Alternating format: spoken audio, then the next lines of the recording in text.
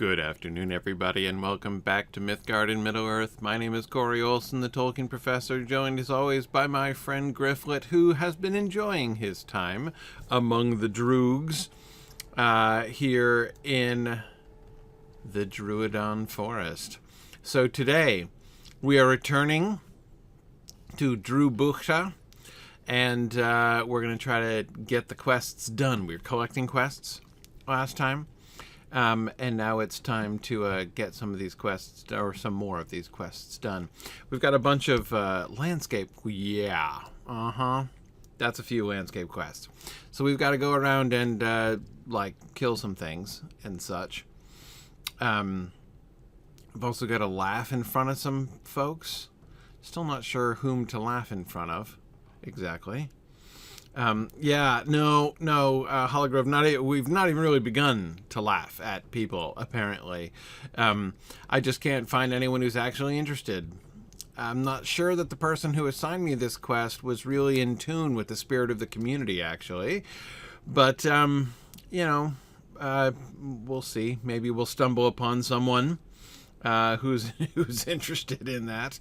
I don't know. So I'm just reviewing. We're looking for the white stag, right? We're looking for the gurthos, which are the wood trolls. We're collecting orc hides. That sounds deeply unpleasant. But as long as I don't have to flay them myself, I suppose that's all right. And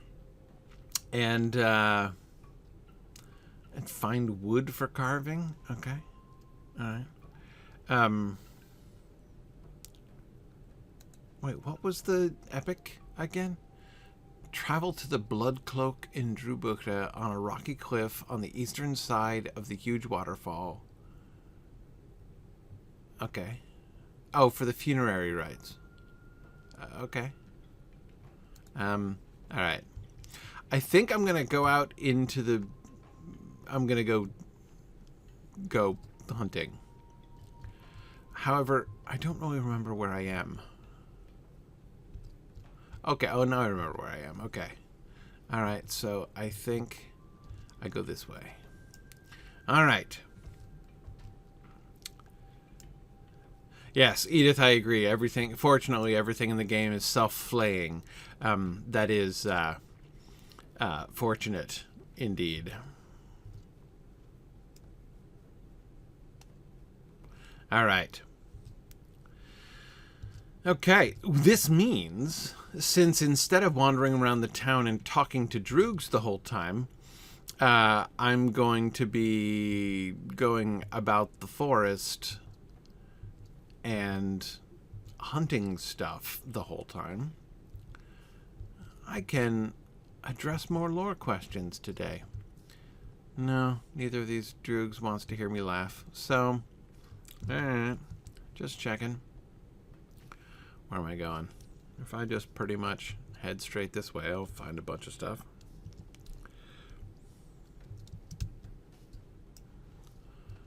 Well, I guess that's easier said than done. Let's find a way up into that mess, and then we'll see what we can do. I wonder what the beacons are for. And not beacons, but like, why the fire? Oh, I thought there would be a Pukul man here. Oh, there he is. Okay, I was going to say.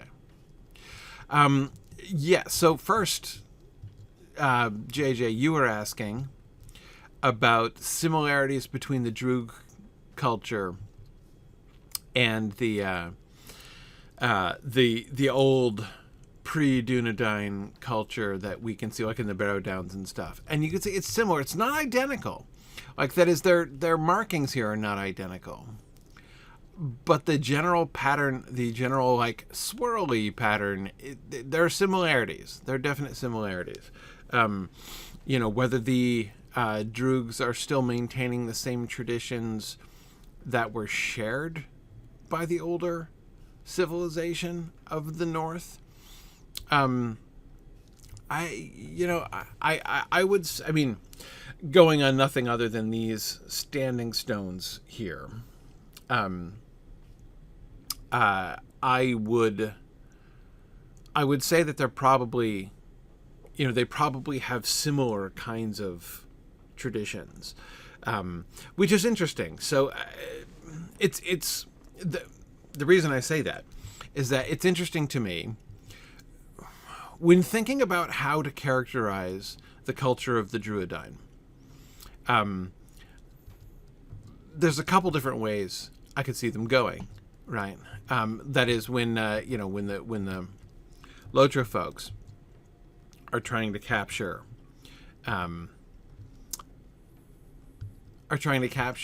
the culture of the Drúedain.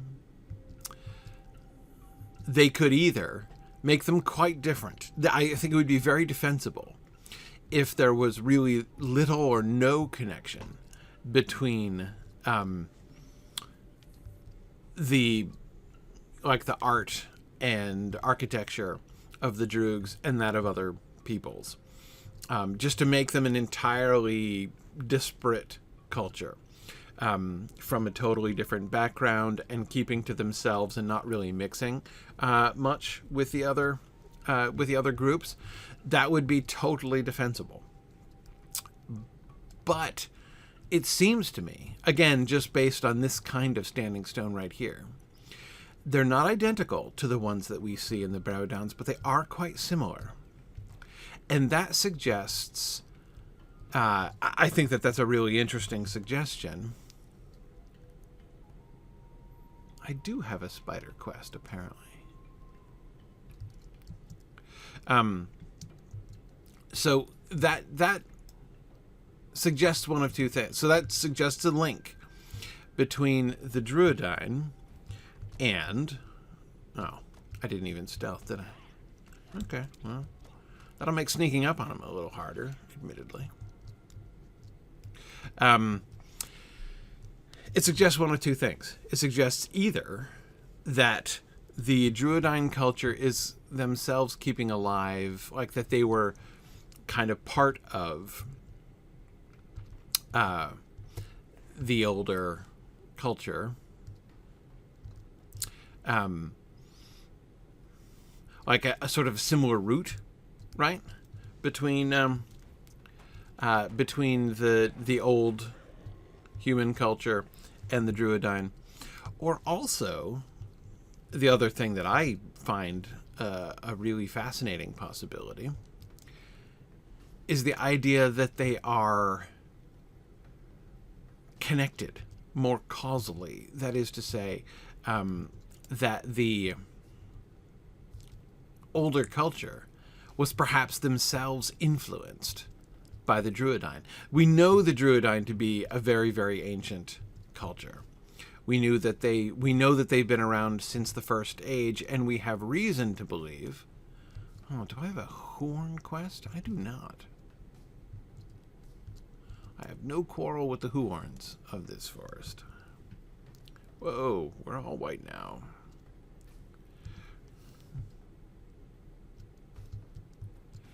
But that reminds me, that's like a pun that I don't think they ever used in a quest name, did they? Seems a lost opportunity. Like everything's all white or something. But anyway,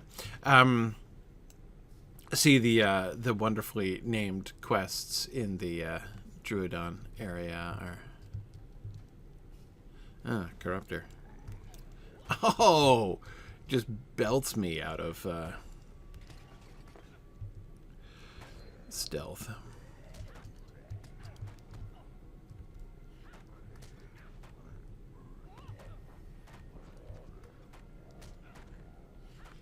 All right, there we go.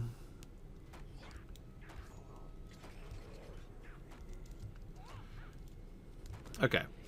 Sorry. Briefly distracted by these dudes that I can't even see because of the bushes here. Oh, hang on. What do I do? What do I have to do? Do I have to skin it? Oh, it's a corrupted root. I'm destroying the root. Right. Okay. Vague memory of the destroy corrupted roots. Yeah, right. I got 5 corruptors and 5 roots. Okay. Anyway, so as I was saying, we know that the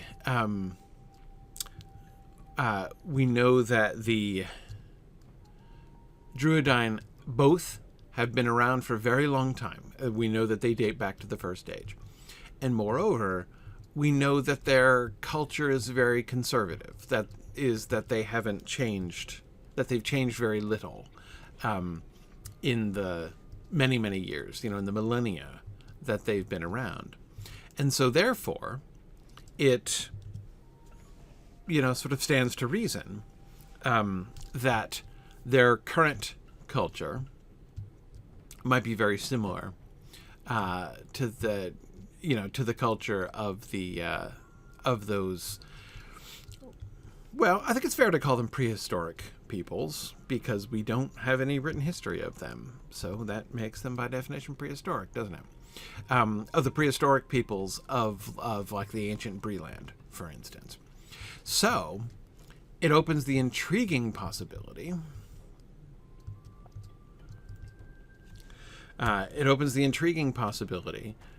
That they may have actually influenced them. We know that the Drúedain. We also know that the Drúedain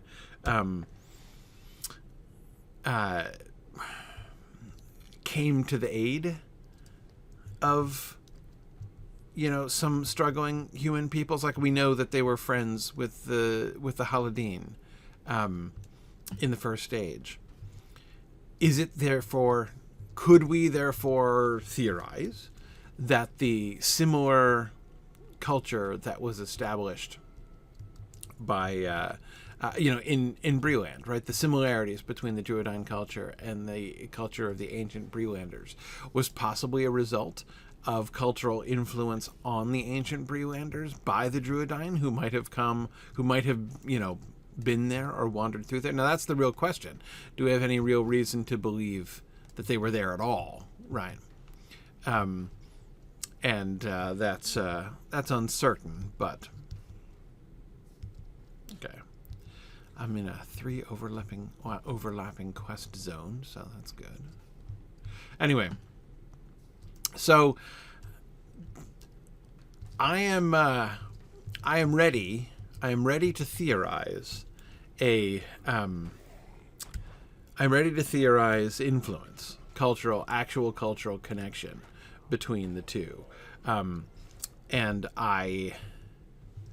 But I think it's really interesting to think about which direction that might have gone, right? Because again, we do have reason to believe that the Drúedain, they have in the past, even in a sense you can still see it with the Númenóreans, they have in the past adopted this role of sort of mentors, even protectors to other cultures. We see that again with the Haladin.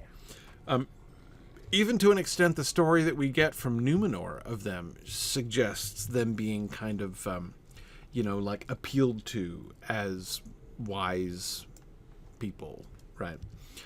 So again, the concept of them having that kind of cultural influence, I think is very possible. Now again, the real question then becomes what evidence is there that they sort of existed there at all, right? That they were ever in the north up there. And we don't know that. But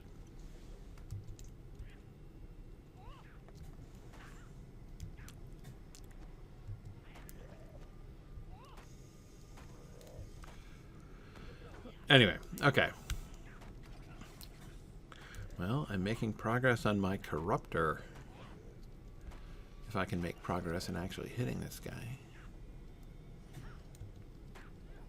Oh, come on, he keeps healing himself.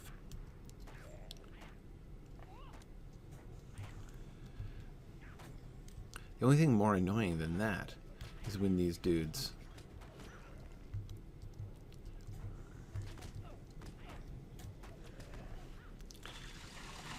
Okay, how about we stun him first? And then we take him down.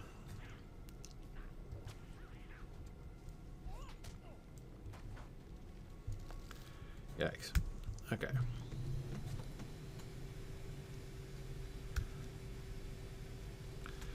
Alright. How many more of these fellows do we have? One more? All right.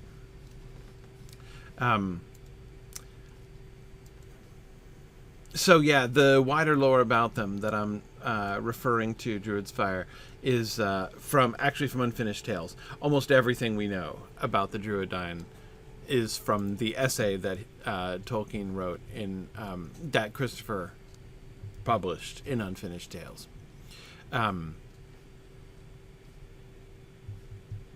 Yeah. Yep. I mean, it's, first of all, the very fact that that exists is really interesting, right? Like, there's the Drúedain were a fairly modest plot feature, right, in the Lord of the Rings. I mean, there's no real reason, there's no real need, let me say it that way, for Tolkien to have spent a lot of time on the Drúedain. But he was clearly interested in them, even to the point of writing that story, the story of the Faithful Stone.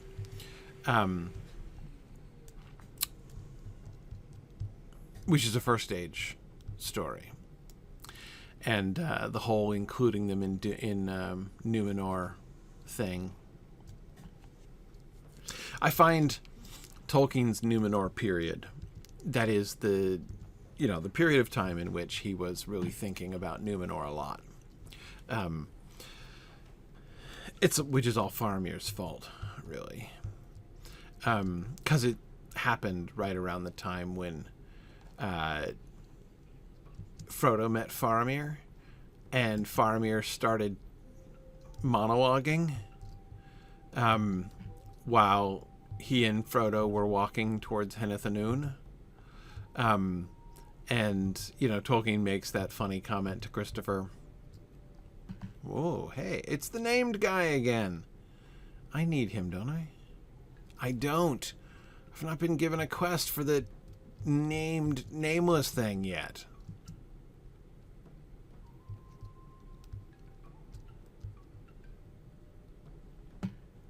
It'll come.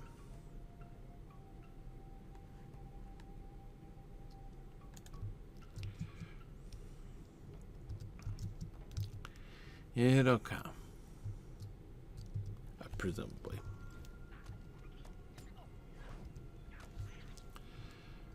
Alright, 7 spiders making progress.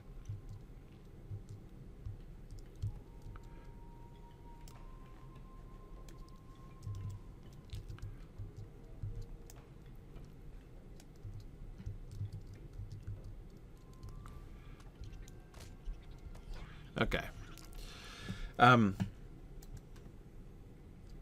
So that was a great question. Let's answer another one. A couple questions about the Palantír in relation to the end of Minas Tirith that we were doing before we got here to the forest. Edith was asking, Edith Aldora, Denethor and Aragorn were both allowed to use the Palantíri. Does that give them more control over what it shows them? So that's tricky. Speaking of Unfinished Tales, of course, we get the essay on the Palantíri in Unfinished Tales as well. And I might as well find that last corruptor before I leave this area.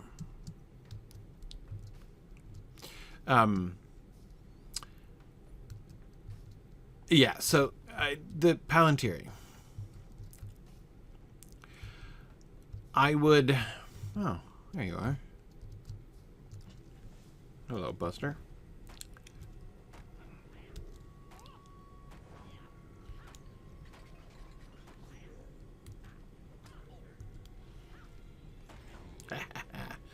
I got him just before I had time to heal.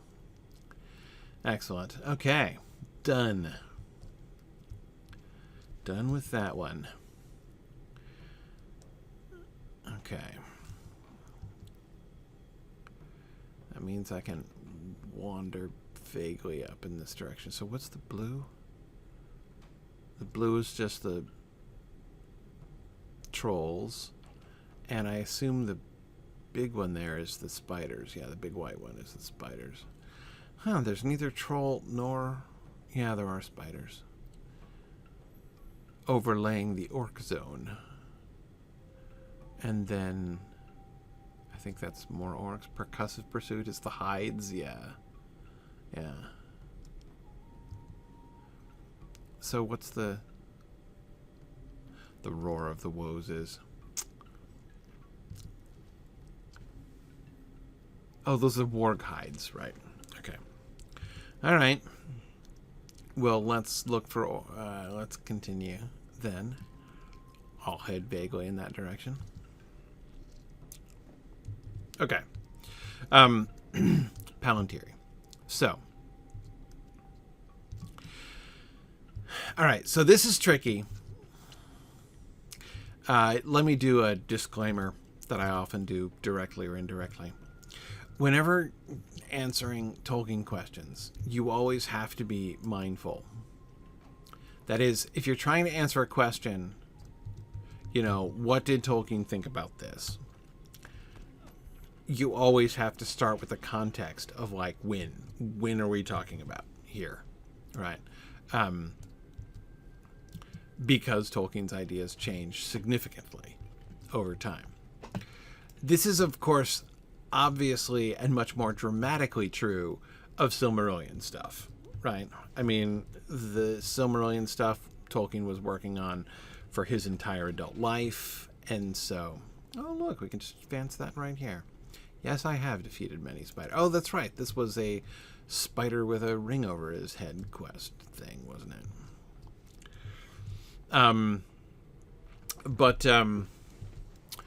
Anyway, so I you know, he worked on the Silmarillion stuff for his entire adult life, and so many of his ideas changed very dramatically during his lifetime. However, I've got no quest for you. Yeah, you're fine. Go in peace, mountain lion.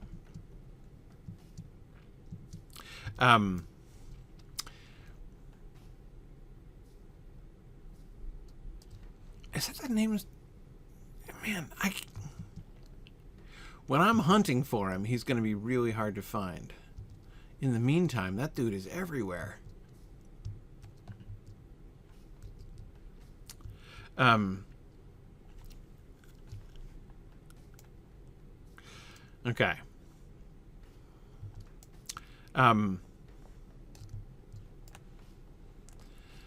Okay, so I'm beginning to see why there are not so many quests here in the middle. We've got to go around.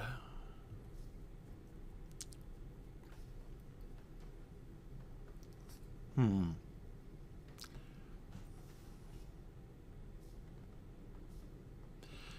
we'll go around that way. Nah. Let me just... I'll go around this way. Don't need any more spiders, thank you. Okay.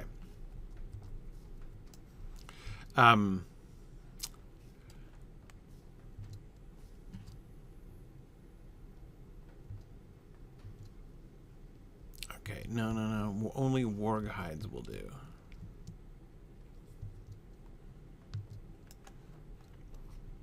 Okay.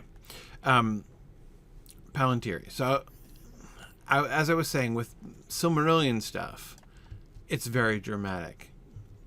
You would think. Often when people ask Lord of the Rings related questions, people take for granted the whole change of Tolkien's ideas.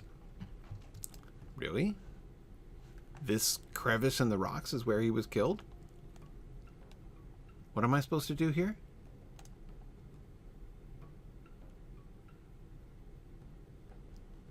Am I supposed to look around? A sign of conflict. Orc tracks leading west.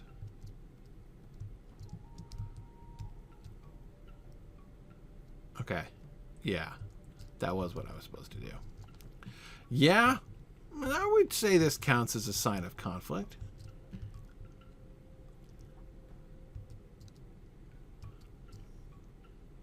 Do I have to use them? They continue through the rocky terrain of Tower Drúedain. Okay. Yep, I'm still detecting with my shrewd tracking ability signs of conflict.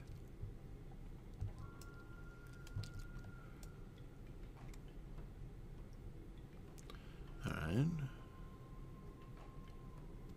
You know, if all tracks had glowing motes drifting up from them, tracking would be a lot easier. The prints lead into a large encampment of the enemy. Ooh. The camp completely blocks the road south to Gondor. While there isn't a way to destroy the camp...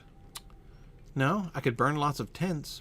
Destroying parts of the camp would make it easier for the Rohirrim to slip through the woods, and for the Woses to not have to worry about orcs traveling further into the forest. Okay, what does that have to do with destroying trebuchets exactly? I'm not sure, but that's okay. I like setting fire to siege equipment. It's one of my specialities. The camp is crawling with the enemy. If you are to stand a chance, you must defeat.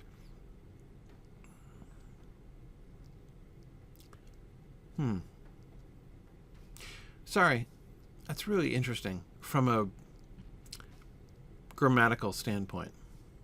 If you are to stand a chance, you must defeat some of them without attracting too much attention. If you are to stand a chance. So that verb would be in the subjunctive. You must defeat.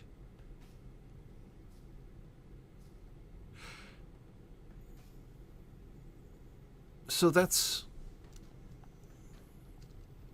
It's not exactly an imperative, but it's very close to it. If you were to stand a chance, you must defeat. You know, phrases like that sound to me like phrases that are influenced by other languages like Latin or Greek, which have totally different verbal constructions. Sorry, it's a completely geeky side note.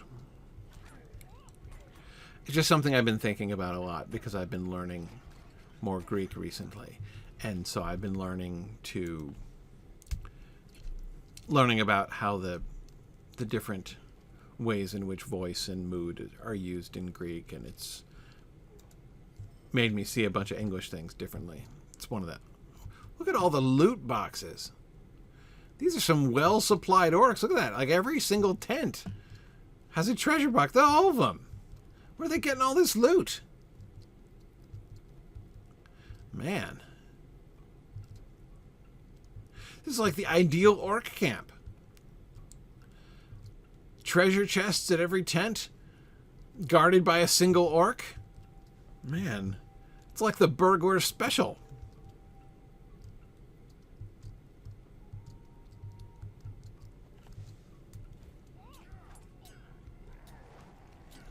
It does look like someone's running a lucrative side hustle here, Edith.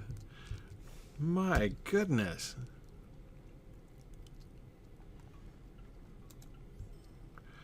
I'm going to systematically denude this camp of its of its crafting materials that they're hoarding.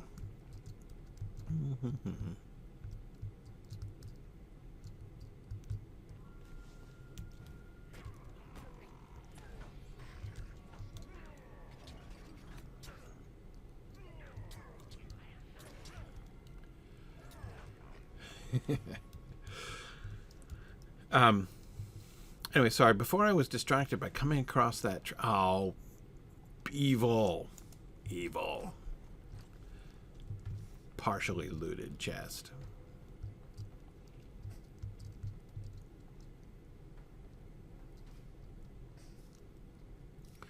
Ah, 2 different quests for wargs. That's convenient. Oh, and I'm getting hides too?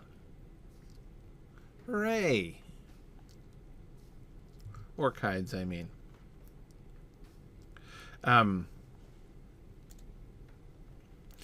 Yeah. JJ, it is so true that learning other languages is really just the best way to understand. There's so many things that people take for granted about English. It just, about the language that, your native language, right?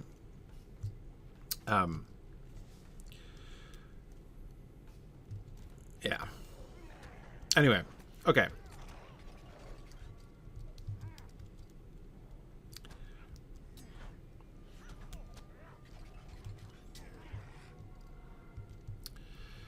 Like, even the warg has its own treasure chest.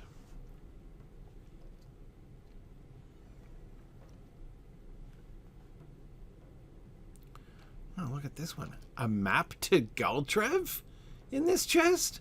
Really? I don't think I've ever seen that.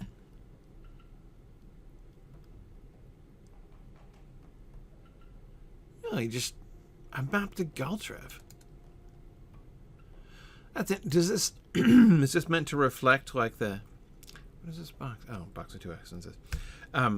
Is this meant to reflect like the long treasured vacation plans of that particular warg master?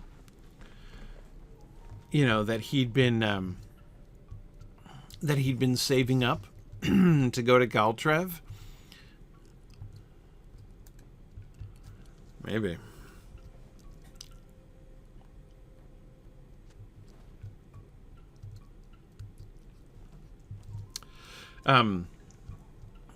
Anyway, sorry, I keep distracting myself. I was talking about Palantíri. So, just to finish my preamble to talk about Palantíri, which I keep getting distracted from as well. I was saying that even when people do remember that, to ask the question of when are we talking about what Tolkien thought about a particular Silmarillion thing, they tend to forget it completely about Lord of the Rings stuff, because, well, it's really the same thing, right? People will look at the published text and think of it as a totally sort of static thing. Like there must be, correct and incorrect answers. And you can answer things based on the text, you can sort of choose that as a particular framework, but that rarely is the final answer when you're asking questions, because Tolkien talked about a lot of this stuff and his ideas changed over time. Okay, we have dwindled the amount of orcs. I don't think you can use dwindle as a transitive verb. The number of orcs can dwindle, but I don't think you can dwindle them. It's kind of fun, though. I mean, I like the idea. Like, I'm going to dwindle the heck out of these orcs. Don't think the verb dwindle works that way, but maybe it should. Maybe it should. I don't want to, keep the verb dwindled down, Okay. Did I get enough trebuchets? I think I didn't. How many trebuchets do I need here?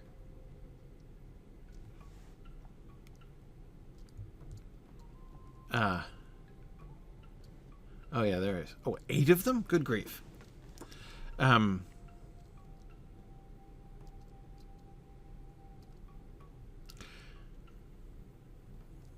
Dictionary.com lists both transitive and intransitive definitions. I don't have a high opinion of the authority of Dictionary.com, I have to admit, but somebody else has been here. I think I can just now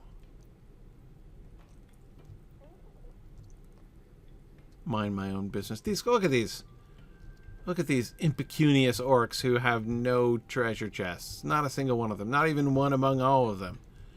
The other lot was hoarding the entirety of the treasure. This is where the have-not orcs live.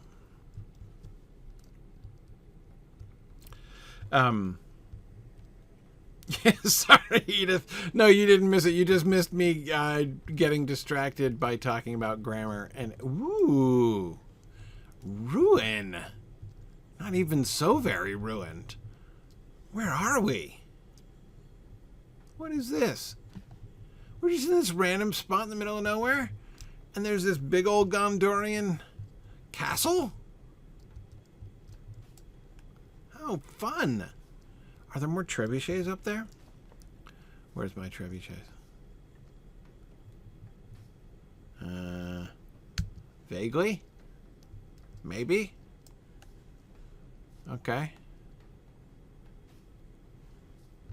Let's look.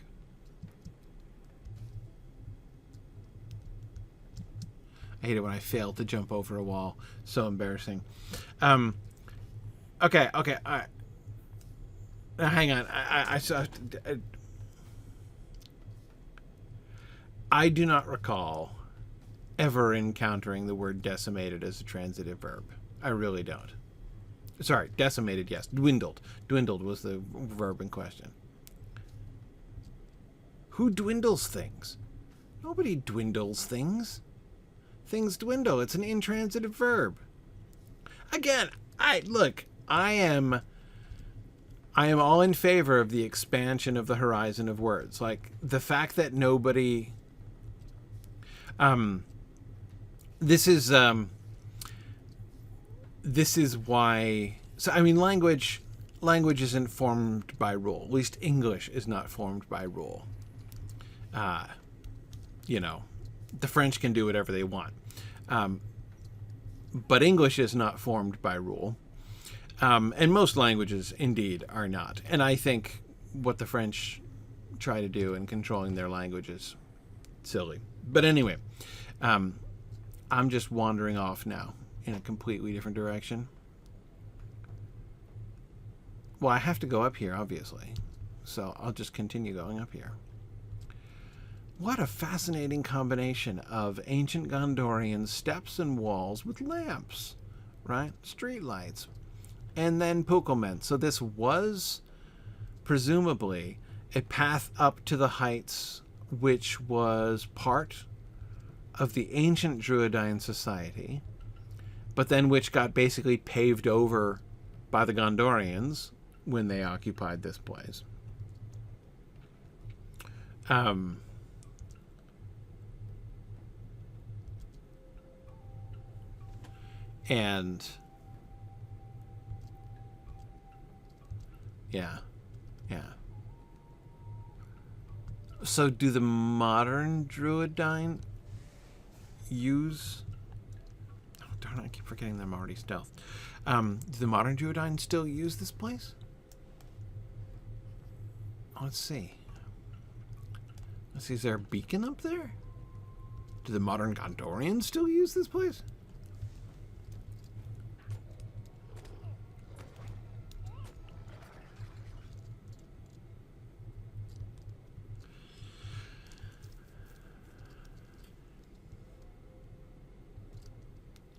Anyway, okay, so I was saying about language that to use a dictionary as an authoritative source on whether or not a word really is a word or really can be used in that way is ultimately kind of wrong-minded, right? First of all, it ignores the fact. I remember the day when I when I sort of realized that dictionaries were like written by folks, like that. I mean, I remember growing up with this like vague idea that a dictionary was this like objective fact book, but of course, dictionaries are written by people. I have a new warning beacons deed. It's Amon Dîn. Well, yeah, like it says on the map. Yeah, but still. Oh,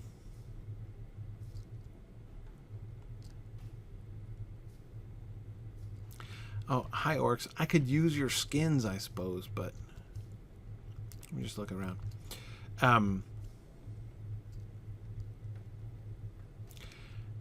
yeah, when I discovered that, or when I realized that dictionaries are just written by people, and that some people do a better job than others of writing dictionaries. And why should I allow the people, like a group of folks who work for Merriam-Webster, to like decide whether or not a word is really a word? It's just like their opinion, man. So anyway, what matters is, so you can't tell somebody that's not really a word because they just used it. They just used it. It's a word. The question is not, is that really a word? The question is, will that catch on or not? Right? Ultimately. Okay. Pretty standard beacon structure up here. Woo. Except I can't go up the stairs. There we go. Ah. Okay. So here's my question.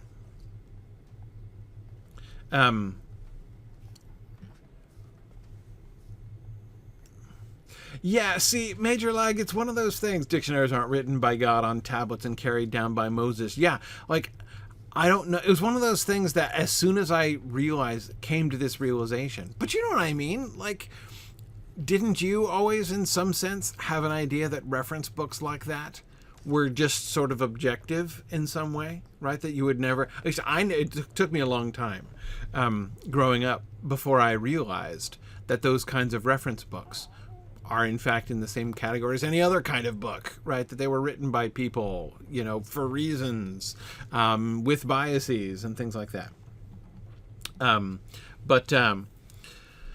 Yeah. Anyway, so, yeah. Now, JJ, this is not to say that I'm a complete relativist when it comes to words. Or that, like, you can't ever tell somebody that they're using a word wrong. You can. This pig just standing on the stairs. All right, you do you, pig. You can do that. Like, there are certainly usages of words that are nonsensical or disadvantageous, right? So, for instance, using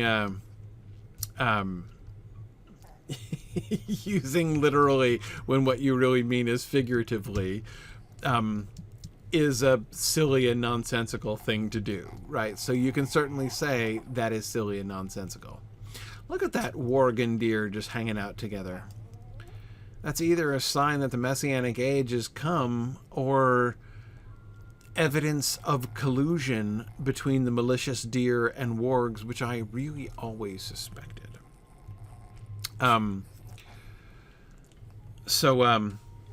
Yeah, the deer is probably intimidating the warg. You're right.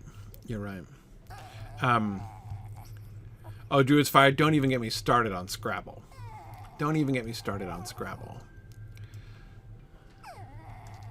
Hey, sorry.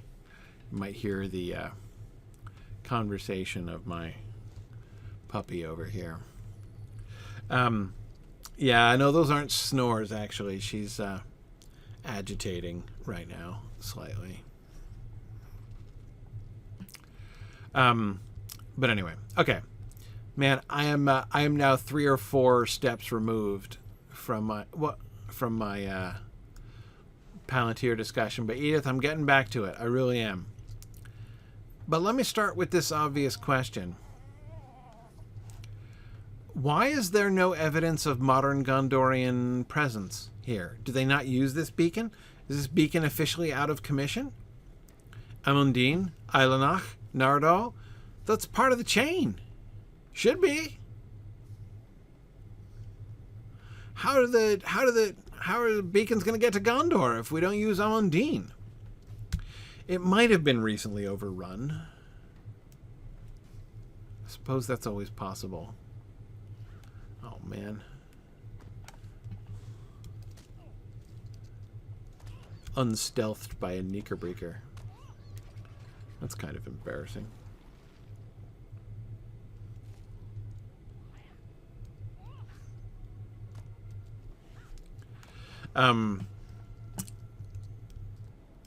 Okay.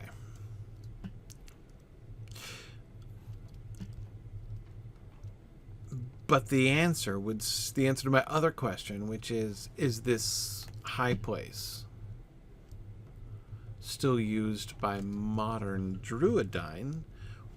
Seems to be no evidence of it. I mean, they also might have had a hard time accessing this spot recently because of the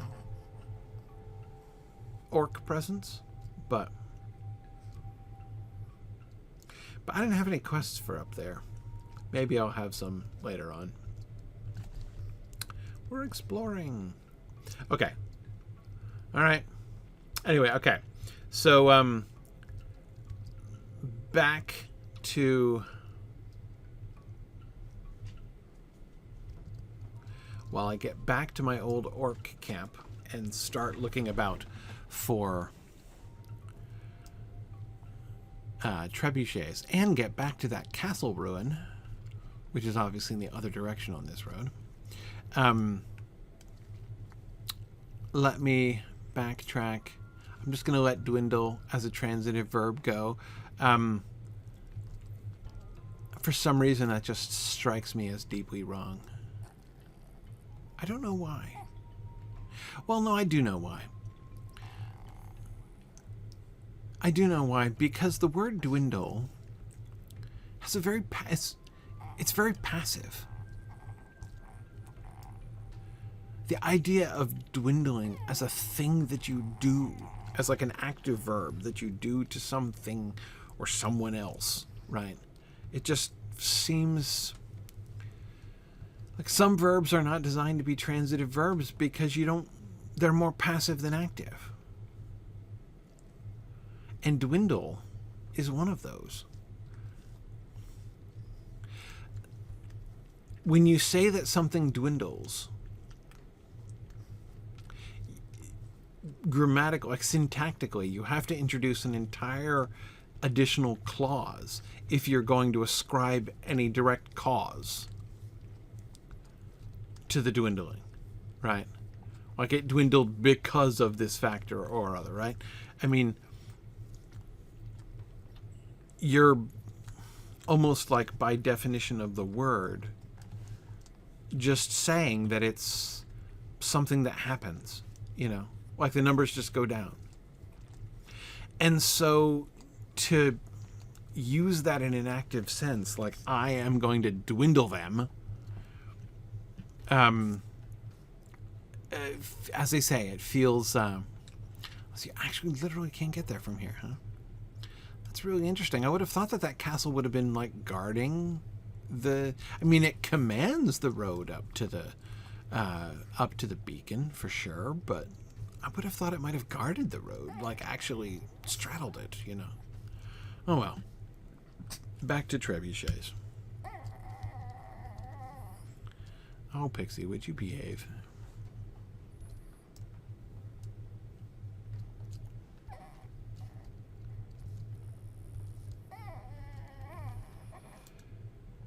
Yeah. Yeah. Yeah, sure, Galadriel could... Well, no, she didn't dwindle, she diminished. See, dwindle is a count thing, right? Like the numbers of things dwindle. You wouldn't say that, like, you know, your beverage level dwindled in the cup. It reduced. Like, there are other words for that, but it's usually you would use it of count nouns, generally, wouldn't you? Sorry, I'm getting off on all these linguistic tangents today.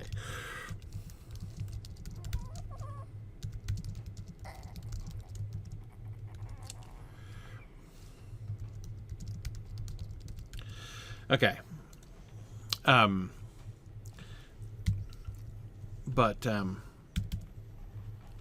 Yes, our list of allies dwindles. That is precisely the usage of, thank you, movie Elrond.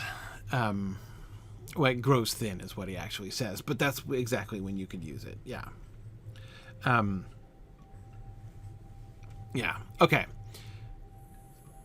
Oh, I was only at the outskirts of that camp, which goes in, like, multiple directions, huh? Well, that would explain how there could be... I would only have gotten such a small fraction of trebuchets. Oh, there's one.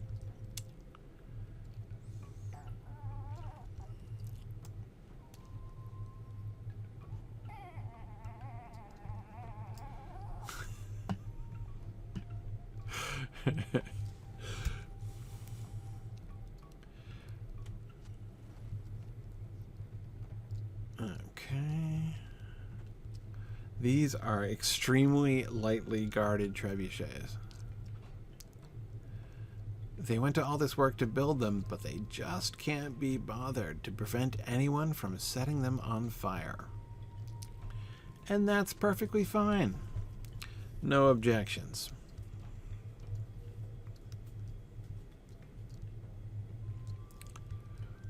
Okay. I should be able to walk around trebuchets that I have already set fire to, don't you think? Okay. Alright, alright. One more trebuchet. Ooh. Oh, okay.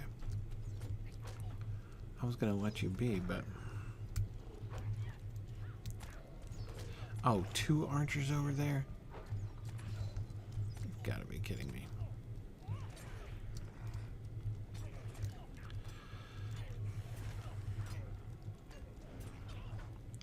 Can't even see what I'm doing. There we go. Now we're good. Alright. Well, the good news is I can now use their hides for drums. So, it's like I say all the time. Alright. Edith, I'm going to get back to the Palantíri idea. And with a larger point I was laboriously attempting to make before, is that even Tolkien's Lord of the Rings ideas change over time. He spent a lot of time answering questions, like answering questions from fans by letter, rethinking things, reworking things in his later post-Lord of the Rings career. And as a consequence, when you're trying to answer some things, you can answer based on what we get in the Lord of the Rings. I mean, that's like totally legitimate. But there are also other, other ways to do that. Some of the stuff that he said afterwards doesn't... Well, okay, I want to be careful.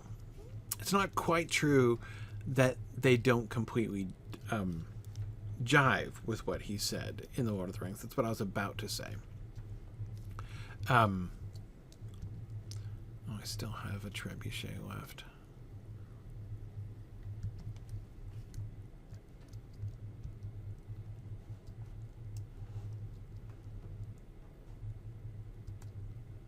Let's go this way. Good thing I don't have to burn down those battle buggies, man. Those things are solid. But he did develop his ideas. The reason that I don't want to say that his later ideas don't always jive with the Lord of the Rings is that he tended to treat the Lord of the Rings text as sort of definite, right? That is to say, with the Silmarillion, there was no definitive text during Tolkien's entire life. So he was much freer to make broad changes to the story and even the world building in some fundamental ways. With the Lord of the Rings, there was a published text, and he always went back to the text. So even when he was reworking his ideas during that time,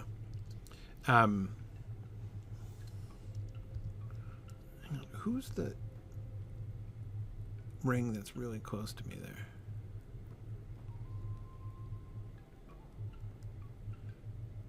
There's some white ring I'm almost on top of. I can't tell what it is, because I don't even know what I'm looking for now. Hunt wargs, I guess? I can just do that in the camp. There are plenty of them.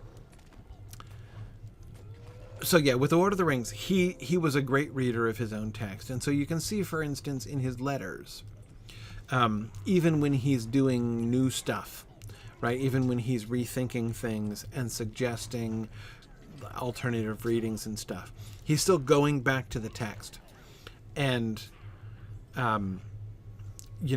devising his new ideas and developing things in the context of what the text says. So he's pretty careful to make it fit. But that doesn't mean that everything that he suggested in his later years works equally well. And I bring this up because the Palantíri are, in my opinion, one of those examples.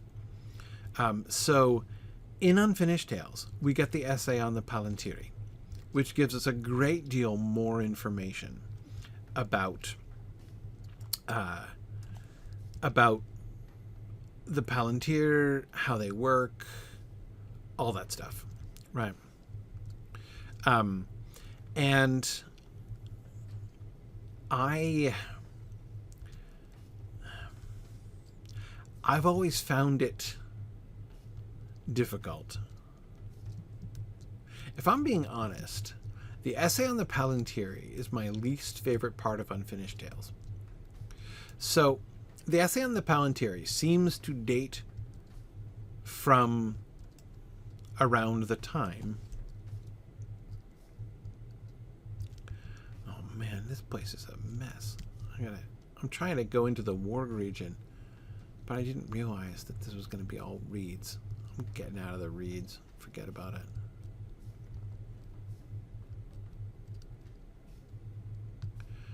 Oh, this is useless. Never mind, I'm going back in the camp. I thought maybe I'd go out in the plain and there'd be a bunch of wargs out there that I could kill, but it's not worth it. Anyway, the essay on the Palantíri seems to date from the time... Remember, I've talked in the past about how, as Tolkien got older, he got more and more into world building. Just less writing stories and more fleshing out details of, the world that he was conceiving of.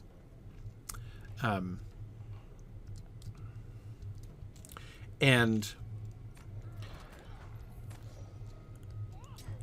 he got into a lot of... he was very, very detail-oriented in this world building. This is the same impulse, that led Tolkien to writing those really long tables about elvish gestation periods and reproductive cycles that we see in the nature of Middle-earth, right? And the essay on the Palantíri strikes me as being like that. Being kind of in that category.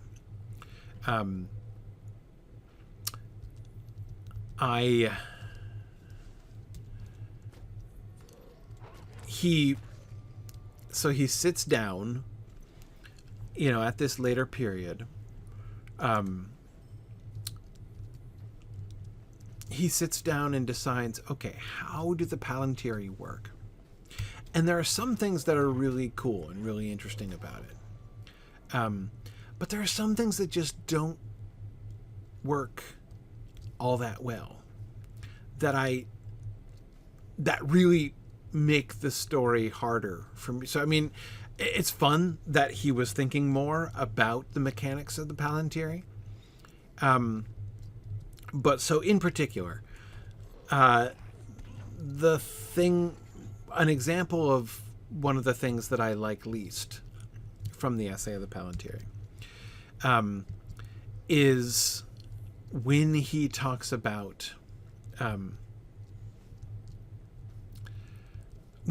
direction, right? How in order to see in the it's not just about looking into the Palantír and using your will to kind of move the view around, right? It's actually about where you're sitting. So you have to, if you want to look east, you have to sit on the west side of the Palantír and look in that direction. And if you want to like move around, if you want to swing around towards the northeast of what you view, you have to like move your head or move your body right around. I'm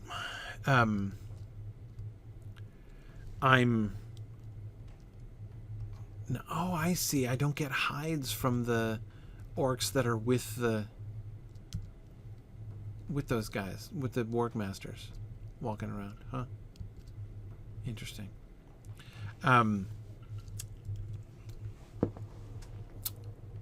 Anyway, like, so that the connection of the Palantíri, like making the Palantíri just that mechanical, right?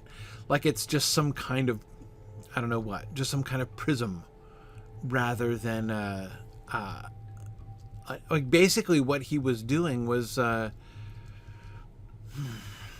well, essentially making them less magical.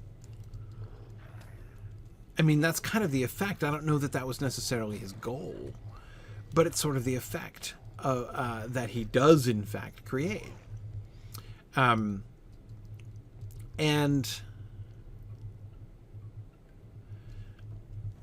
I don't know. I'm just. It doesn't seem to me to fit with the kind of talk that we get about the Palantíri, and like the idea, which he says explicitly, that in order for Pippin to be like coming face to face with Sauron, Pippin had to be exactly sitting at the right angle. Like it's only because he happened to park himself to the west of to the west of the stone that he was facing towards Mordor. Really? So okay, so you're telling me that the Orthanc stone is perfectly safe to look at if you just look at it from any other direction? So Sauron can't, in fact. So they're actually not all that dangerous to look at all, I guess, right? Because you can just swivel around to the south and then you're fine. And there's no chance that Sauron can see you? Like, really? Is that how it works? And again, I'm not a fan. I don't like it. It seems to me to reduce the Palantíri, and it does seem to me to there's a kind of insensitivity that I don't usually see in Tolkien to the text. Like it kind of cheapens elements of the story. Again, and he normally is very good at avoiding that when he's doing this kind of thing. But in that case, it really... So that's why I say I'm not a huge fan of the essay on the Palantíri. So, Edith, what I'm going to say, therefore, this is all of that was a preamble to answering your question.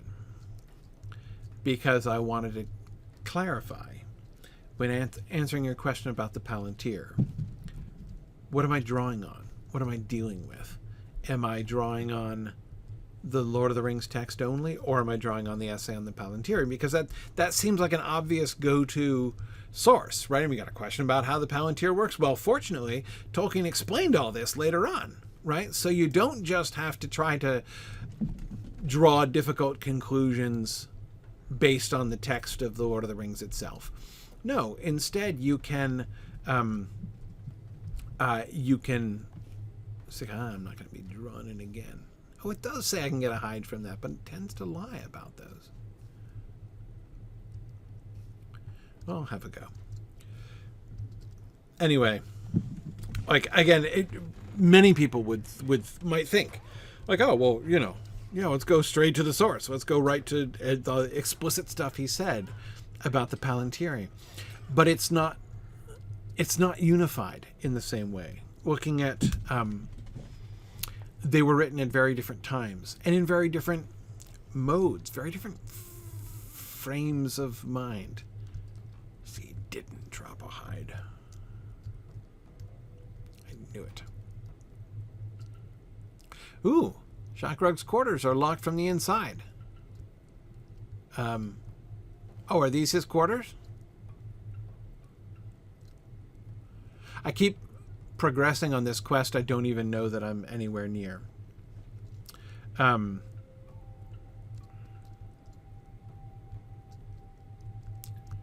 right, I'm going to hunt down this warg just to see if he drops a hide.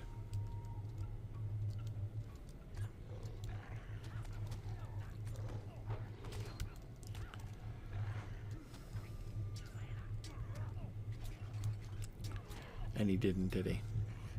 Jerk. Okay, see, there are dead Gondorians around here. So this wasn't... Okay. And I guess this is the keep that was guarding the...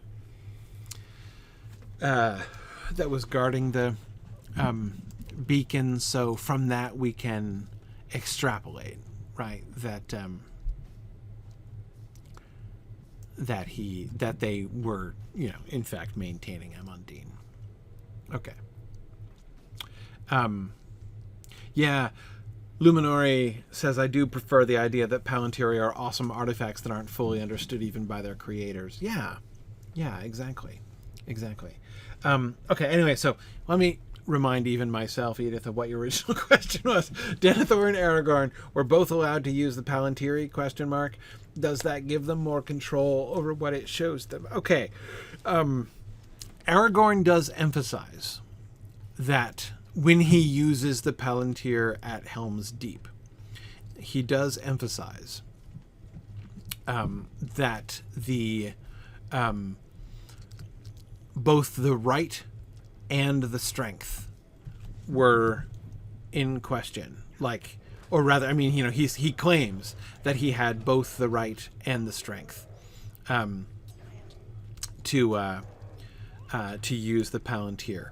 So the fact that he brings up right is therefore important, right? That seems like an important point. And so Denethor's right as Lord of the City to use the Palantír of Minas Tirith would also therefore seem relevant, right? That also comes into play.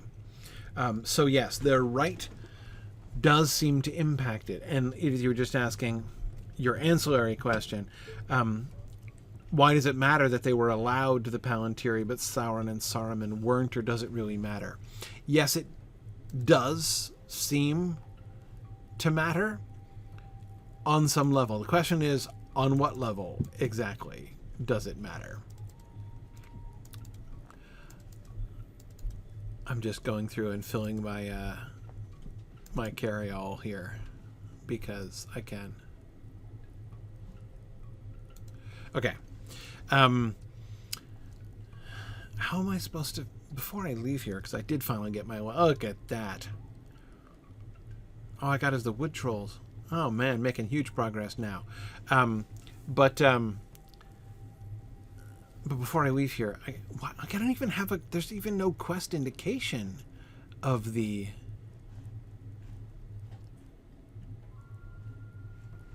search for Shockrook. Oh, he's way up there. Holy cow. Finding the key? All right, let me take care of that.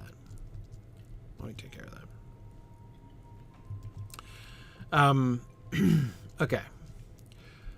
So, how does right enter into it, in fact?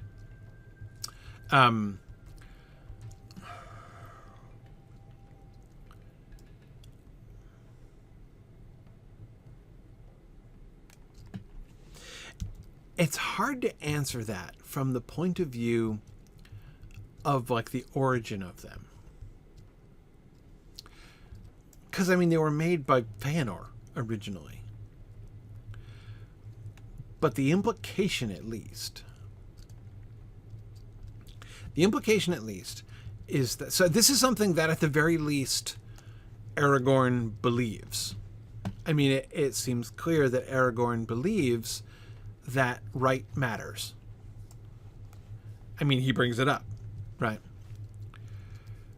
That implies, now, and so, no, let's just assume for the moment that Aragorn's correct about that.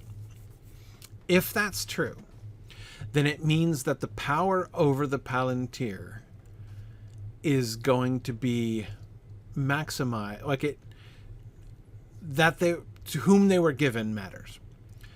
And there is a chain of gift, right? You can do, oh, here we are. Sorry, does anybody have a key? Random warrior? War leader? Couple war leaders? Who are you? Oh, key warden! That's suggestive. Okay.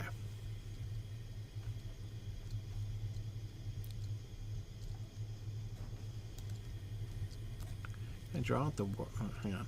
I'll let this warrior go about his business.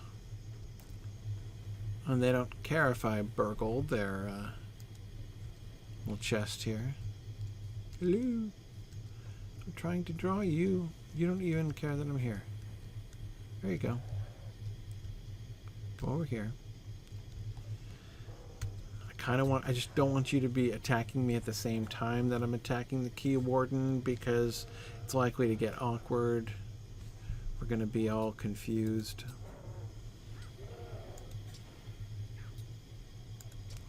Okay.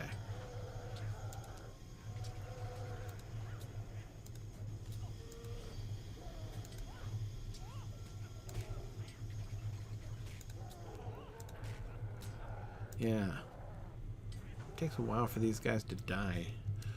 So.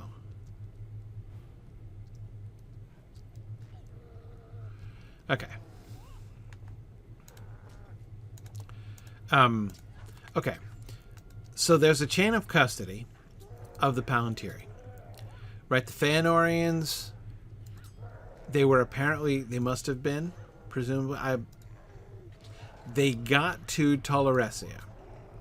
So let's say there's some Feanorians who still have them. Footnote. The existence of the Palantíri in the First Age is a real problem. A real problem. I mean, it's I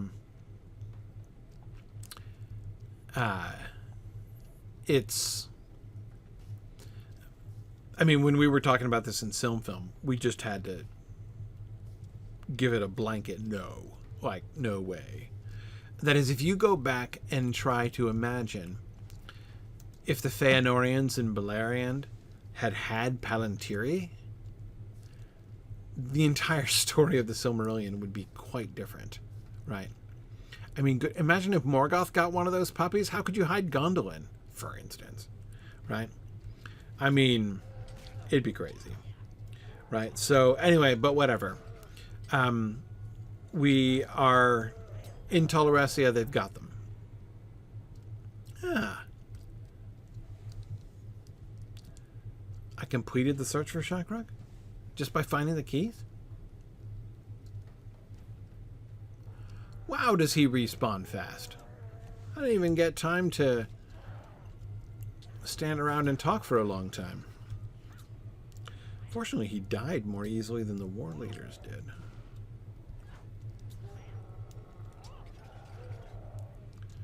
Alright. You better loot this chest and get out.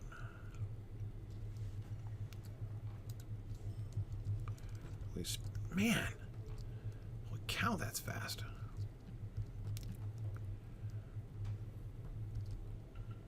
Oh, what's up with these guys? Underlings? Examining the body of one of the key warden's underlings, you find a torn patch of an errand rider. What? Oh, a patch from. I was like, I thought it said like a chunk of errand rider. Is what I thought we found. I was like, it's kind of disturbing, but okay, no, a patch like got from his garment. Okay, now you have the keys. You should be able to get into Shakrug's quarters. Perhaps the orc captain will divulge information about this errand rider patch. Okay. Find and defeat Shakrug. Shakrug will do. I've just got to get back up there. Unfortunately, I jumped down the cliff, so I guess I have to go back to the road. That'll be easiest. My map is looking better and better.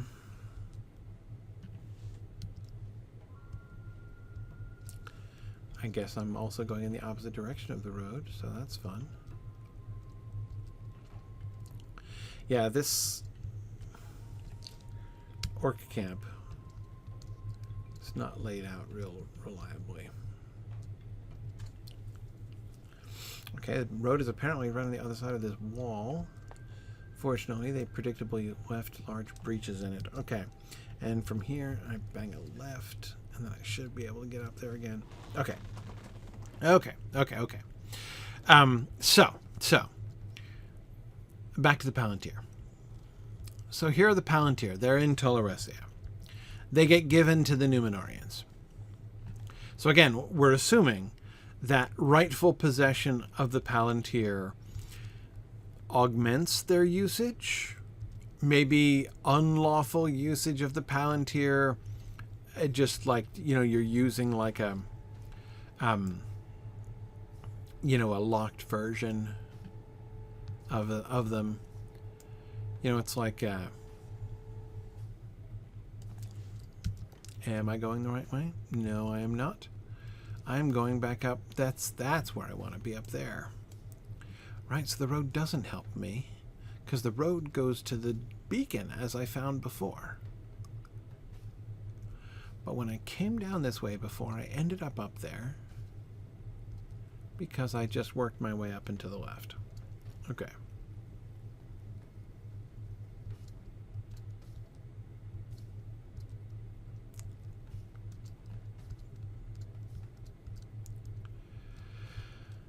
This is a really vexing orc camp from a purely geographical standpoint.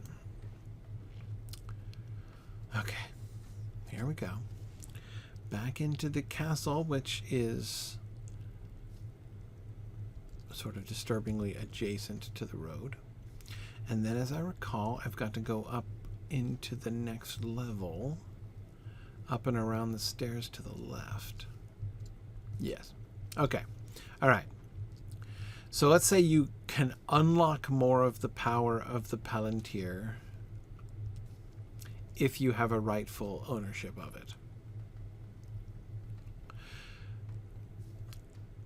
By giving it to the Númenóreans, it would have come rightfully down to Elendil as Lord of Andúnier.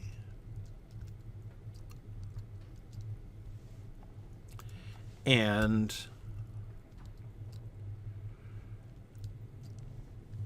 therefore, anyone who, was either his heir. Hang on. He's not pleased to see me, but seems willing to talk. Who's Bregdal?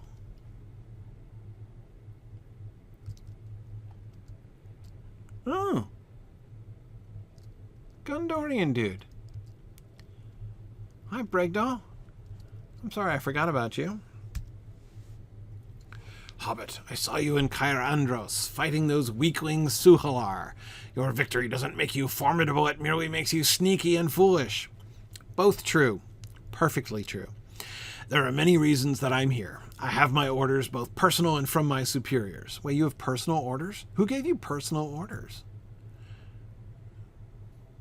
Like, there are orders from your superiors, and there are personal orders. Are those orders that you gave yourself? Have you been doing a lot of self-reflection? Maybe Shakrug has been, he's been looking himself in the mirror and giving himself orders, right?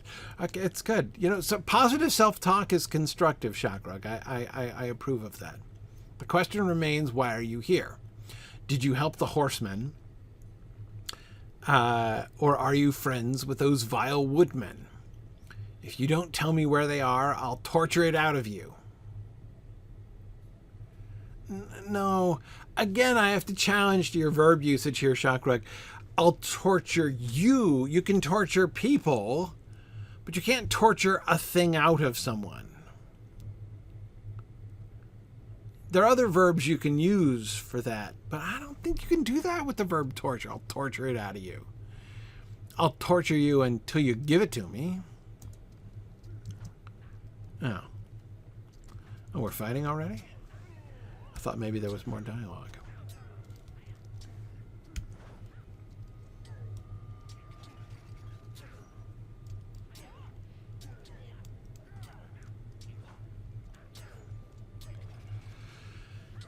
But Shakrug, can't I be both sneaky and formidable? I mean, as a burglar, I think I'm formidably sneaky.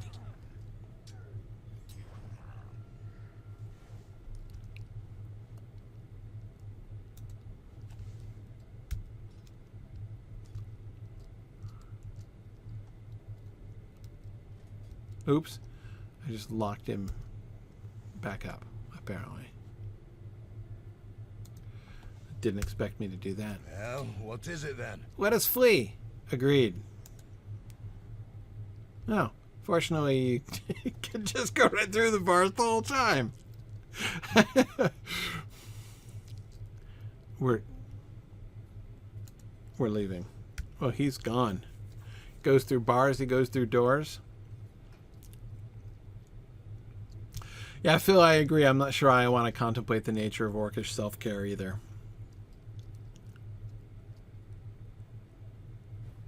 Oh. Seriously? You're going to shoot me from there?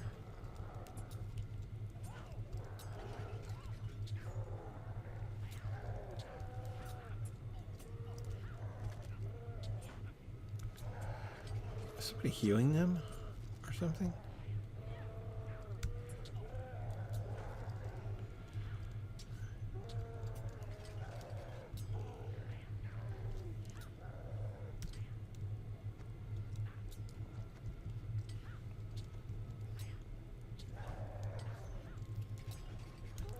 All right. You've got this, Gryfflet. Okay. So we did the Shakrug quest. We have to speak. Okay. Down by the road, huh? Maybe there's a cliff I can jump off of. You think? Oh, it looks like it. Oh, well, that's a disappointing cliff.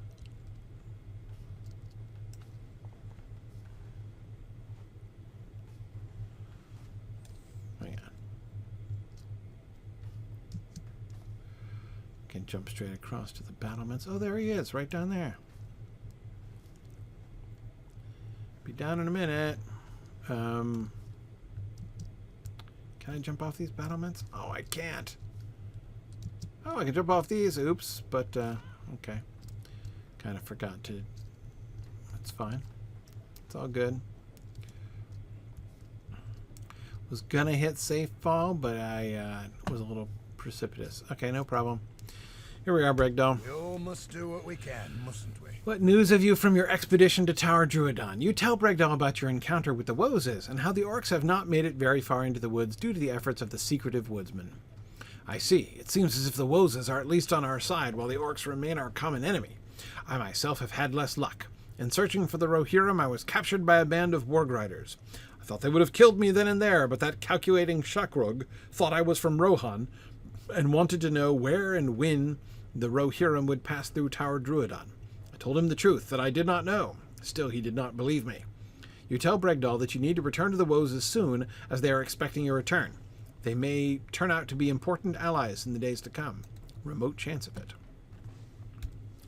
Well, before you return to the Woes village, let us climb Amon Dîn. Okay. Sure. Let's do it. I'm going to try to do it on a war steed. Because I like a challenge. Alright.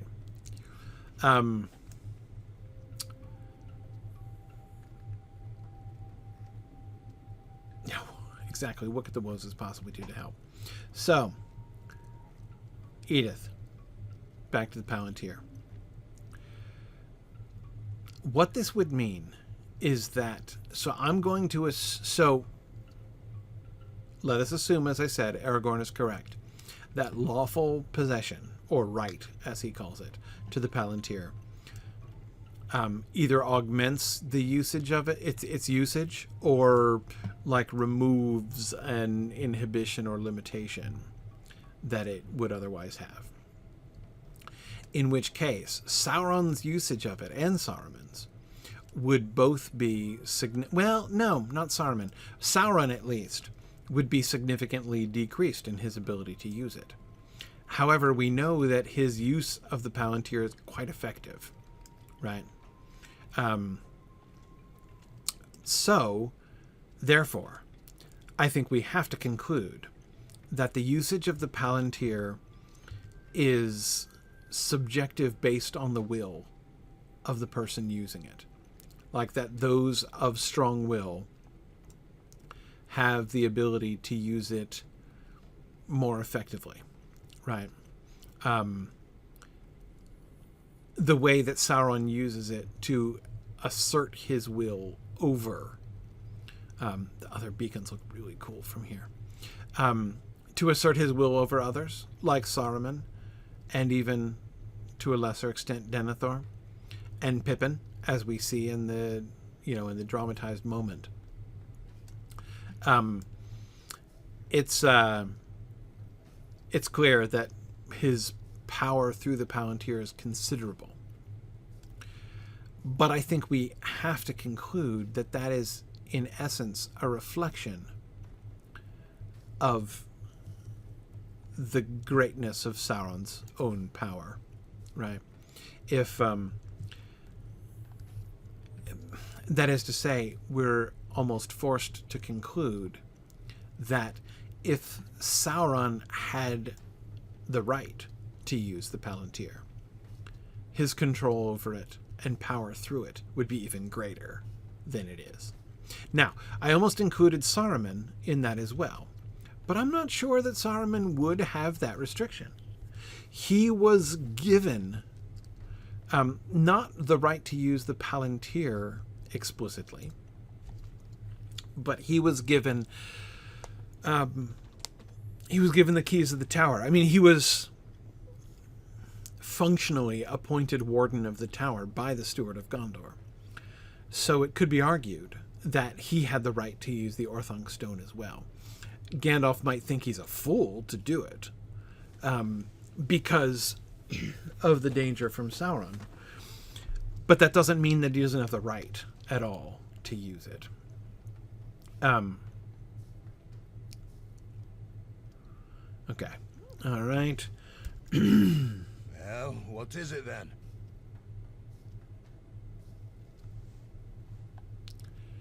Okay. It's difficult to point out, but I believe I saw a campfire flickering in the woods to the northwest. Bregdal points in the direction, showing you the approximate location. It will be difficult getting there with all the orcs about. Would you defeat some? Defeat orcs. Sure. There were some right here, so. Alright, so those are the other two beacons. Yeah, there's Eilenach and Nardal.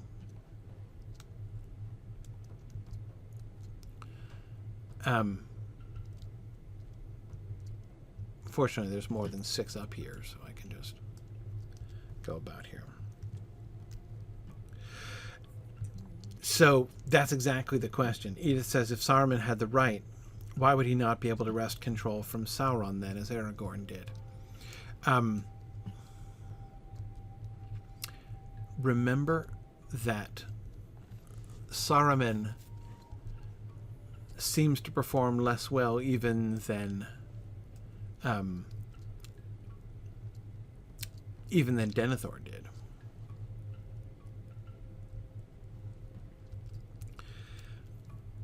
I wonder, therefore, I cannot help but wonder,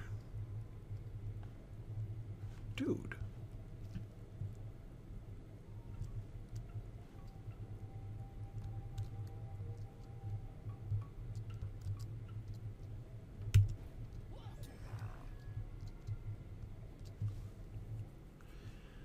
just one shot at those orcs. Right. Phil says Saruman was an authorized user. Aragorn was an admin. Yeah. And what's more, Saruman's status as an authorized user is, I think, in question. In question in the sense that So again, on the one hand, his use, I suppose, of his use of Orthanc was legitimate. But it was also under false pretenses, right? I mean, he received from the steward baron permission to set up an Orthanc. But he was doing that from, like, all along he was doing that in order to, like, he had his ulterior motives the whole time behind that. I mean, he was playing the steward baron. Did that undermine his usage of the Palantír? I mean, did that kind of come back to bite him? At the warstead of the king's men? What?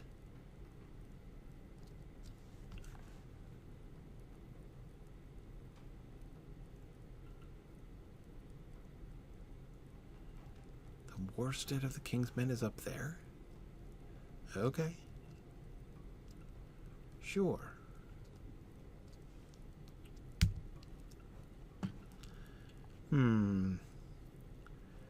Okay.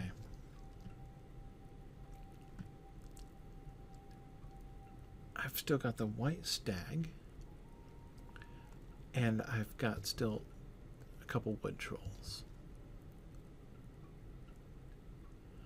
And everything else I think is back in the camp. Other than that one. So here's what I'm going to do. I'm going to head out. Can I go straight down the cliff? Is there a direct route I can take? Yeah, I think there is.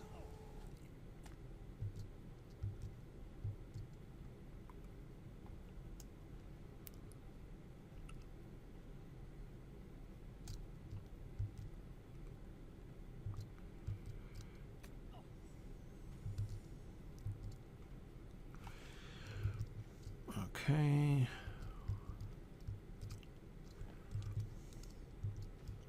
Great. So I'm going to head down there to find the white stag, kill a couple trolls along the way. And then I'm almost going to wrap. I don't know if I'm going to have time to turn in all these quests today.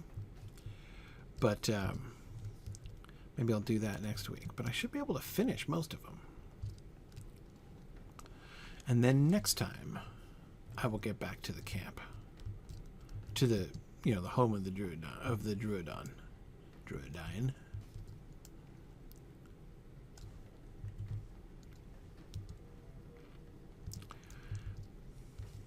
Okay.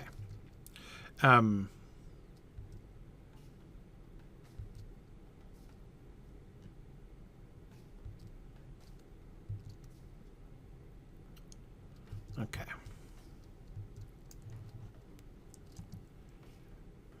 So now I've just got to keep an eye out for trolls. Does he count? I guess he does, but those corruptors are so annoying. Oh my goodness, it's Dagon again. This guy's everywhere. I literally can't turn around without coming across that dude.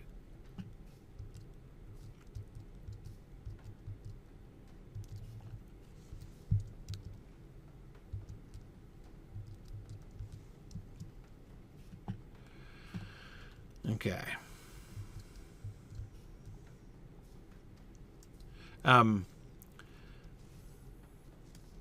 So I think with Saruman we're seeing two different things. On the one hand, we are seeing that I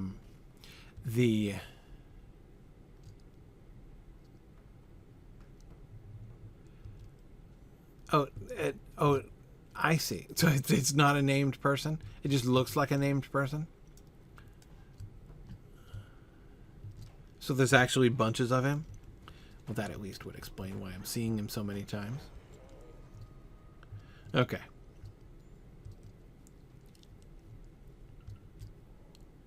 So what you're telling me is that the Drúedain have a name for the nameless things. This is kind of a lovely waterfall area here.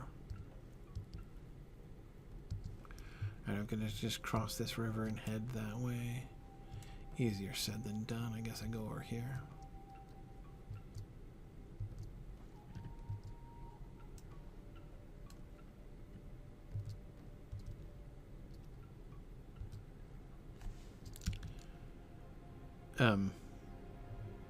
Okay. Yeah, so what you're telling me is the white stag is actually near Kritost?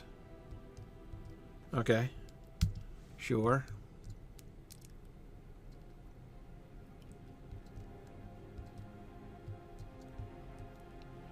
Can I get up into these woods from here? I'm telling you, the mountainous terrain here is a challenge.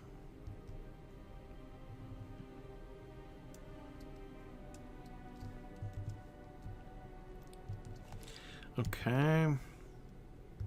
Alright, I'm on the track now of the white stag. I just need another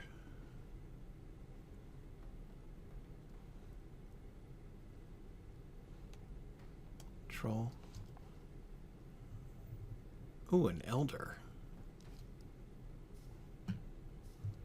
That's maybe more than I need. Sure. Mr. Warrior. Wow. That made me popular.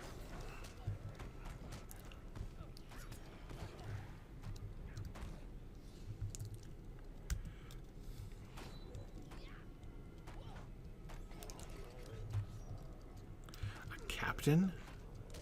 I've got their whole hierarchy down here. And a wolf for good measure. Yikes. Okay. That did it, right? Yes, it did. Okay. Oh, look at that clean map. And now... And now... Let's see how straight we can head. Probably not very straight.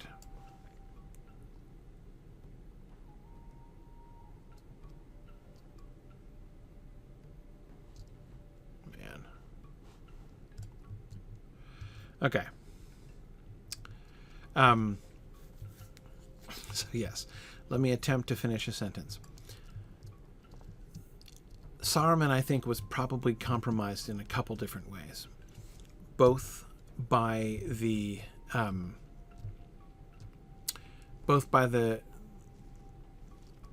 compromised nature of his authority, his right to the stone, by the fact that he had essentially achieved his command of Orthanc under false pretenses, and had been since then busily betraying Gondor and Rohan, so that probably would have undermined his right to some extent. And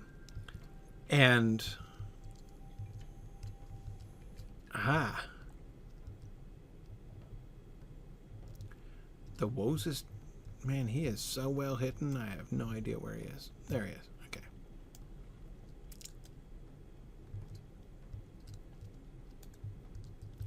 Hey there, close Uxa. What? Her face remains expressionless, but her movement shows signs of excitement. Okay. The hunt. All right, let's hunt. We're hunting. Hunting down along the glowy trail. Shh. Okay.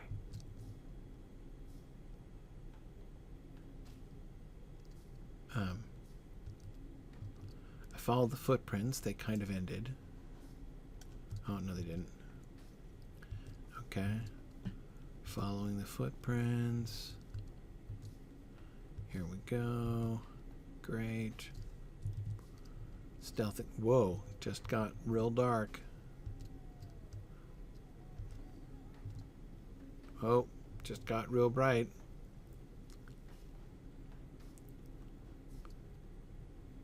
Okay, this is good.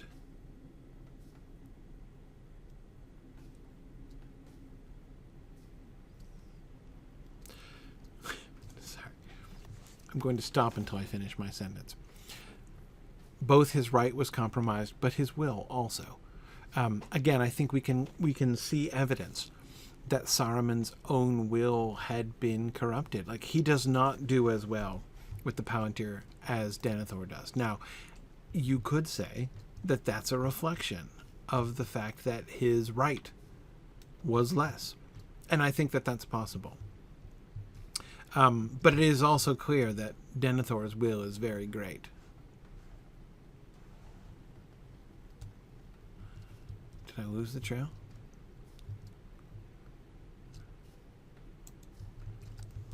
Yeah, there's a hoof print here.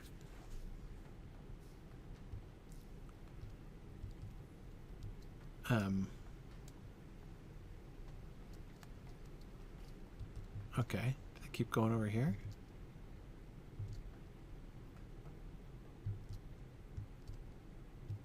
Yes, they do. Hooray! Okay. Oops, I didn't realize I had unstealthed myself.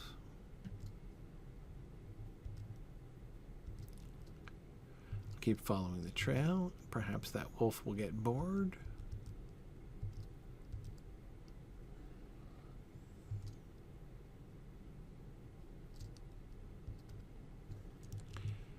Oh, there we go. The white stag. I see him. All right, what do you think? What are you? Los Uxa, what? The motions for you to approach the white stag? Okay. She gestures that she believes in my skill with all creatures. I am pretty sneaky. Woo! Beautiful glowing flower, huh? A bright lily? You examine the flower. It's some sort of lily, the likes of which you've never seen before. Its glow feels warm, but it does not give off heat. The flower seems almost transparent, like something from a dream. You should pick up the flower and bring it to Los Uxa Wat. Okay.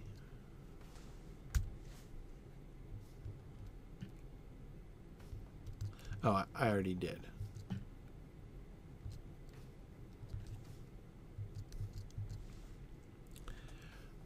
Okay. The Woz lets out a satisfied laugh that echoes through the trees. She seems pleased, though her face remains still. She gestures you to look again at the glade, where you find many more of these bright lilies. The Woz motions for you to pick more of them, then meet her back at the village, where you will give light to the Wozes and luck to their hearts. Okay. I'll pick a whole bunch of bright lilies. Yeah, I mean, I think the connection to the old forest seems almost inescapable, doesn't it? Does that suggest that... I was going to say, does it suggest that the Wozes, you know, have connections to the Entwives?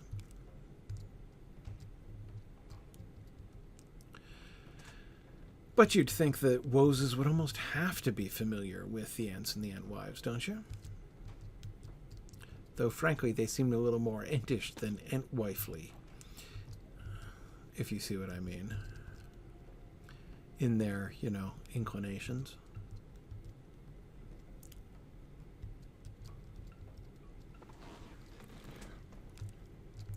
Well, the Drûgs aren't mentioned on the Ents list, but maybe they just maybe they were sufficiently like humans, regular humans, that they just lumped them in.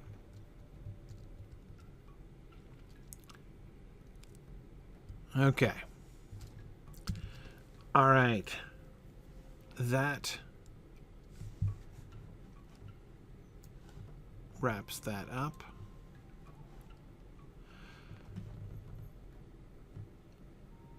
Okay. Yeah, he does say it's a long list, Phil. Yeah, absolutely, you're right. Okay. Should I port back and finish up the rider's errand here? Or should I just... There was a stable master in Drûg, wasn't there?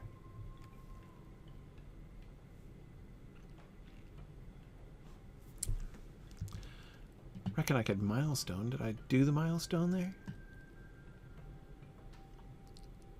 No, I don't think I did. Minas Tirith, yeah, no, I didn't milestone it. Can I save the rider's errand for when I move on with the epic to that point? Alright, let's go back to Drûg. I'm just gonna... Let's go straight back to Ghân-buri-Ghân.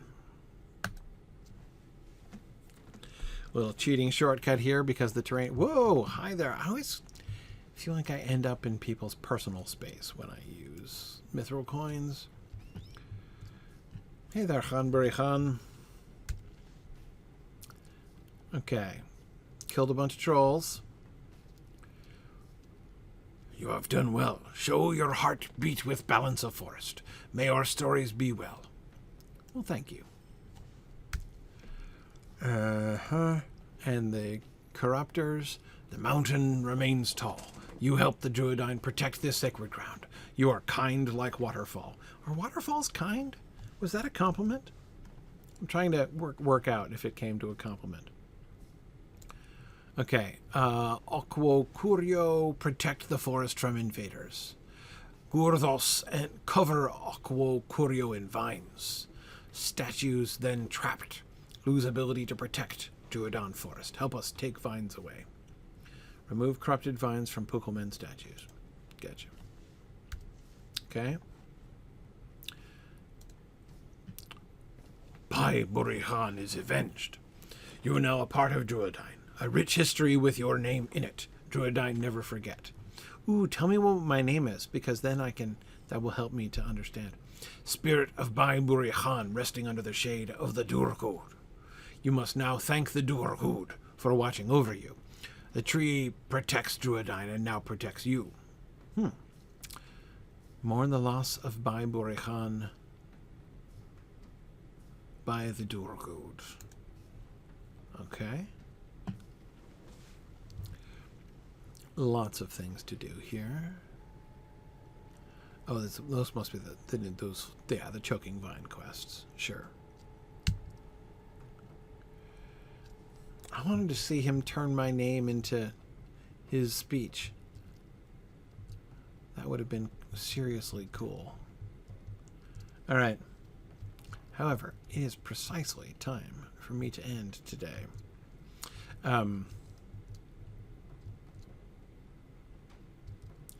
So rather than hunting around and getting lost in Drûg again, I think I will sign off. So I believe I will be here next week. I should have at least one more week. Yeah, the final week of like the very end of August, Labor Day weekend, I'll be away. I'll be away on the Friday that day. I think I'll be away on that Friday. Yes, in fact, I'm pretty sure I will. But I should be here next week. So next week we shall turn in the rest of the quests. There will probably be more second round of quests around here, but we'll be making progress here in Tower Drúedain, getting ready to head up towards the Beacon Hills and the camp of the Rohirrim as we move closer to the Battle of Pelennor Field here in Gryfflet's long tour of Gondor. Thanks everybody for joining me today, and I'll see you guys next week. Bye now. Thanks for joining in on my rambles around Standing Stone's brilliant digital adaptation of Tolkien's world. If you enjoy these adventures, please consider supporting this and other entertaining educational programming by donating at signumuniversity.org/fund.